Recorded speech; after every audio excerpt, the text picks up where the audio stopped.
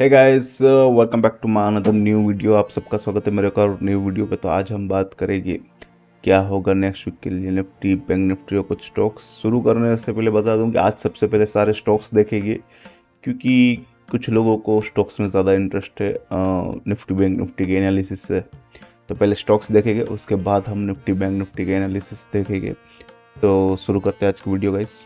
तो गाइस सबसे पहले देख रहे हैं HDFC बैंक और उसमें उसका ले रहे हैं रिव्यू। पिछली वीक बोला था, आई थिंक पिछले न्यूज़ के पहले वाले वीक, कि हमारा जो टारगेट है हमने बाइंग के लिए बोला था, उसमें सबसे पहला था 1450 और दूसरा था 1470। दोनों हो गए। तीसरा टारगेट है अब 1490। लेकिन अब मार्केट को देखते हुए और वक्त की नज़ाकत को देखते हुए मुझे लगता है कि यहाँ पे अगर आप देखो, ठीक है, ये जो तीन कैंडल बने हैं, ये जो तीन कैंडल यहाँ पे बने हैं, ठीक है, तो जिस हिसाब से आप देख सकते हो ये कैंडल्स जो इंडिकेट कर रहे हैं, हालांकि टेक्निकली ये अभी भी नेगेटिव नहीं हुए हैं। नेगेटिव हो गए 1450 के नीचे क्लोज आते ही, जो क्लोज नहीं दे रहे हैं 1450 के। लेकिन टेक्निकली अभी भी जो वो दिखा रहे हैं मोमेंटम और नीचे की ओर जो इशारे दे रहे हैं, जैसे कि आप देख सकते हैं मैंने यहाँ लाइंस बनाई हुई है, उस हिसाब से लग रहा है कि शायद मंडे या ट्यूसडे को डेली चार्ट हमारा नेगेटिव हो जाएगा। लेकिन क्या ये जो चार्ट नेगेटिव होगा वो हमारे लिए बाइंग अपॉर्चुनिटी होगी या सेलिंग के लिए देखना चाहिए? तो इसमें मैं बस इतना कहूँगा कि हमारा जो टारगेट था, ठीक है, इसको जूम आउट कर लेते हैं। हमारा मेन टारगेट था 1500 का, ठीक है। यहाँ से ऊपर 1500 के ऊपर क्लोज आते ही वो मोमेंटम लेगा 1700 की ओर। लेकिन उससे पहले हमने टारगेट दिया था 1490 का, वहाँ तक हमें प्रॉफिट हो सकता है। 1500 क्रॉस हो कंफर्म नहीं है अभी भी, तो वो वेट करने से अच्छा है हम ये देखें कि अभी के लिए ये करेक्शन का माहौल बना रहा है, और जिस हिसाब से कैंडल्स बन रहे हैं पिछले 3 दिन के, उस हिसाब से करेक्शन का मूड बना रहा है। लेकिन अगर वीकली चार्ट पे देख रहे हैं यहाँ पे, तो ये देखिए यहाँ से सेलिंग प्रेशर शुरू हो गया है। इस ऊपरी लेवल पे सेलिंग शुरू हो गया है और निचले लेवल पे क्या दिख रहा है कि भाई उसका जो लो था 1420 का करीब, यहाँ पे वहाँ पे उसने ब्रेक नहीं दिया। 1420 के नीचे वीकली बेसिस पे क्लोज नहीं हुआ है। तो वीकली बेसिस पे क्या दिख रहा है कि ऊपर की ओर 1470, नीचे की ओर 1420, इसी रेंज में शायद हमें नेक्स्ट वीक देखने को मिले। तो यहाँ पे जैसे लाइन देख सकते हैं, अगर यहाँ से करेक्शन हो रहा है और 1420 के करीब आ रहा है, तो यहाँ पे आप बाइंग का देख सकते हो, क्योंकि यहाँ से जाने के बाद वो वापस एक बाउंस देगा और वापस ट्राई करेगा 1470 के ऊपर क्लोज आने के लिए। तो अभी के लिए मैं कहूँगा उसके जो लेवल्स बन रहे हैं, ऊपर 1470, नीचे 1420, उसके बीच में आप ट्रेड देख लीजिए। ऊपर की ओर पहला जो स्ट्रॉन्ग रेजिस्टेंस आएगा वो 1500 का है, नीचे की ओर स्ट्रॉन्ग सपोर्ट है 1400 का, ठीक है। तो इसकी भी जो सारी जानकारी अभी स्क्रीन पे दिखेगी आपको। इसके बाद गाइस नेक्स्ट स्टॉक ले रहे रिव्यू में इन्फोसिस। पिछले वीक बोला था कि उसका जो मेन सपोर्ट था 1600, उसके नीचे उसने जाने की कोशिश की थी। तो जो लो बनाया था 1575 का, मैंने पहले भी बोला था यहाँ पे ये बाइंग अपॉर्चुनिटी हो सकती है 1575 का जोन का, क्योंकि नेक्स्ट सपोर्ट हमारा क्लोज ही था 1550 और उसके बाद का 1500। तो यहाँ पे हमें क्या देखना है कि यहाँ से वापस वो अब पॉजिटिव होने जा रहा है। लेकिन अगर हम वीकली चार्ट में देख रहे हैं, तो वीकली चार्ट में हमें क्या दिख रहा है कि ये पिछला कैंडल था इसका, ठीक है, उस पिछले कैंडल के भी अंदर ही उसने नेक्स्ट कैंडल बनाया है। उसका मतलब कि यहाँ पे अब वो टाइम करेक्शन शायद ले सकता है। तो टाइम करेक्शन के चलते हमें क्या दिख रहा है कि नेक्स्ट वीक ऊपर की ओर 1650, नीचे की ओर 1590-95 तक जाएगा। और इस हिसाब से देखते हुए लग रहा है कि हमें आने वाले दिनों में, हालांकि अभी भी देख सकते हो लाइंस नीचे की ओर क्रॉसओवर है, लेकिन अगर टेक्निकली देखने जाए तो जिस हिसाब से मोमेंटम बना है ऊपर की ओर, वापस वो ब्रेकआउट करने का ट्राई करेगा। तो ब्रेकआउट के लिए हमें यहाँ जो हाई बना था 1660 के करीब, तो 1660 के ऊपर अगर क्लोज आ रहा है तो वापस वो 1700, 1720-30 के करीब जाएगा, वरना वो वापस वहाँ से गिरेगा 1650-60 के रेंज में और वापस वो 1600 तक आने की कोशिश करेगा। तो इसकी भी जो सही जानकारी अभी स्क्रीन पे दिखेगी। उसके बाद गाइस नेक्स्ट स्टॉक ले रहे हैं ब्रिटानिया। ब्रिटानिया हमें डेली चार्ट में दिख रहा है कि 4800 के एक स्ट्रॉन्ग लेवल के साथ उसने वहाँ से सपोर्ट लिया है और फिर बाउंस बैक दिया है, लेकिन 5000 के करीब वापस उसको वहाँ से सेलिंग देखने को मिला है।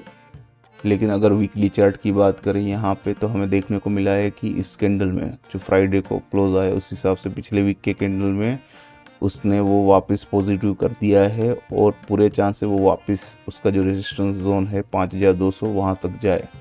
तो इसकी भी जो साइज जानकारी है डिटेल से अभी स्क्रीन पे दिख रही होगी। उसके बाद गाइस नेक्स्ट स्टॉक है टाटा कंज्यूम। टाटा कंज्यूम किस लिए देख रहे हैं तो बाई के लिए देख रहे हैं। टेक्निकली दिख रहा है कि यहाँ से डेली चार्ट वापस पॉजिटिव हो गया है अच्छा खासा करेक्शन देने के बाद। अगर वीकली चार्ट में भी हम देखें तो हमें देखने को मिलता है कि उसने पिछले वीक का जो लो था उसके नीचे क्लोज नहीं दिया है, उसके नीचे जाते ही वापस बाइंग दिखने को मिला है और वापस मोमेंटम के साथ हमें बाइंग देखने को मिला है। तो इसमें हम एक छोटा सा एसएल लेंगे, ठीक है, एक छोटे से एसएल के साथ वापस 1250 1270 के टारगेट देखेंगे। तो इसकी जो सारी जानकारी है अभी स्क्रीन पे दिखेगी आपको। उसके बाद गाइस देख रहे हैं एम फाइनेंस। जैसे कि देख सकते हैं यहाँ पे मैंने 2 लाइन ड्रॉ की है। पहला लाइन है 1780 का जहाँ पे उसने वीकली क्लोज बनाया है। उसके बाद जो नेक्स्ट लाइन है वो है यहाँ पे हमें जो 2 बार सपोर्ट मिला था इस कैंडल्स पे, यहाँ पे वो लाइन है वो है 1750 के करीब। उसके बाद एक स्ट्रॉन्ग सपोर्ट मिलेगा 1700 के करीब। कहने का मतलब ये है कि यहाँ पे 1780 का जो लो बनाया है वो वीकली बेसिस पे भी अगर देखे तो काफ़ी स्ट्रॉन्ग दिख रहा है कि 1780 पे हमें स्ट्रॉन्ग मोमेंटम मिलेगा। यहाँ से हल्का सा रिवर्सल देखने को मिल सकता है। तो करना क्या है, तो जो सेफ प्लेयर्स है, ठीक है, वो 1750 के या उसके नीचे जाते ही बाय कर सकते हैं। 1700 का एक स्ट्रॉन्ग सपोर्ट वापस मिलेगा, 1750 का भी स्ट्रॉन्ग सपोर्ट है, लेकिन जो सेफ है थोड़ा सा मोमेंटम बना है तो हो सकता है 1750 एक बार नीचे जाए, वहाँ से वापस बाइंग देखने को मिले सेम डे। और फिर जो बाउंस मिलेगा वो भी शॉर्ट टर्म रहेगा, वो भी 1800 1820 के करीब होगा। तो इसमें जो लोग ट्रेड लेना चाहते हैं वही ट्रेड ले, वरना वेट करे इन लेवल्स का आने का, उसके बाद ट्रेड करें। इसके भी जो लेवल से अभी स्क्रीन पे दिख रहे होंगे सारे आपको। उसके बाद गाइस नेक्स्ट स्टॉक है बीपीसीएल। बीपीसीएल की देख रहे हैं क्योंकि ऊपर की ओर यहाँ से उसने मोमेंटम बनाया है। पहला उसने हाई बना दिया, दूसरा बना दिया, उसके बाद फ्राइडे के दिन यहाँ पे जो लो बना है वहाँ से काफ़ी स्ट्रॉन्ग मोमेंटम के साथ बाइंग देखने को मिला है। हालांकि रेड कैंडल बना है, लेकिन मंडे या ट्यूसडे को वापस वो ट्राई करेगा 560 को ब्रेक करने का। अगर नहीं हो रहा है, 560 के नीचे क्लोज नहीं आ रहा है, तो यहाँ से वापस वो बाउंस देगा करीब करीब 600 620 के करीब। तो अभी के लिए मुझे लग रहा है कि इसके जो लेवल से वो देखना चाहिए। जो लोग वेट कर सकते वही इसमें ध्यान दे, बाकी लोगों के लिए नहीं है। इसमें रिस्क बिल्कुल मत लेना क्योंकि मोमेंटम जो बना है उस हिसाब से उसका मोमेंटम कुछ इस हिसाब से बना है, समझ रहे हो, इस हिसाब से वो 2 लेवल्स पे ऐसे चलता जाएगा। तो इसकी भी जो सारी जानकारी अभी स्क्रीन पे दिखेगी आपको। उसके बाद गाइस नेक्स्ट स्टॉक जो देख रहे हैं वो है बंधन बैंक। बंधन बैंक टेक्निकली गाइस अगर आप देख सकते हो चार्ट को तो यहाँ से काफ़ी हद तक डाउन मोमेंटम चल रहा है और काफ़ी स्ट्रॉन्ग स्ट्रेंथ के साथ डाउन मोमेंटम चल रहा है। तो यहाँ पे हम एक शॉर्ट कवरिंग को देख रहे हैं क्योंकि अगर आप यहाँ पे देखो फ्राइडे के मतलब थर्सडे और फ्राइडे के यहाँ पे उसने स्ट्रॉन्ग रिवर्सल दिखाया है, बाइंग स्ट्रॉन्ग बाइंग दिखाई है। ऊपर से आरएसआई में भी एक ग्रीन सिग्नल मिला है। तो यहाँ पे क्या हो सकता है गाइस, मैं ये नहीं बोल रहा हूँ कि यहाँ से ये ऊपर चला जाएगा सीधा सीधा, नहीं, यहाँ से हमें शॉर्ट कवरिंग मिलेगा। कहाँ तक, करीब करीब 190 193 तक, ठीक है। क्योंकि अगर आप यहाँ पे देखो तो उसका जो यहाँ पे जो रेजिस्टेंस था, मतलब सॉरी सपोर्ट था, अब वो रेजिस्टेंस का काम करेगा। सपोर्ट था 193 के करीब। तो मुझे पूरा लग रहा है कि यहाँ से जो रिवर्सल हुआ है वो वापस 193 के करीब छूने को जाएगा। उसके बाद शायद वहाँ टिके तो ठीक है, अगर टिक गया तो 200 तक या 200 ज़्यादा से ज़्यादा 210 तक जाएगा, क्योंकि 210 के करीब वापस स्ट्रॉन्ग रेसिस्टेंस आएगा। तो इसकी भी जो जानकारी है सारी अभी स्क्रीन पे दिखेगी आपको। तो गाइस अब आ गए हैं हम निफ्टी पे। तो निफ्टी में सबसे पहले हम देखेंगे नेक्स्ट वीक के लिए उसके सपोर्ट और रेजिस्टेंस। सबसे पहले सपोर्ट की बात कर लेते हैं। सपोर्ट हमें मिलेगा 21,900 पे, उसके बाद हमें मिलेगा 21,700 के करीब, फिर 21,500 के करीब। रेजिस्टेंस हमें मिलेगा गाइस ऊपर की ओर, पहला है 22,200 के करीब, उसके बाद 22,500 के करीब।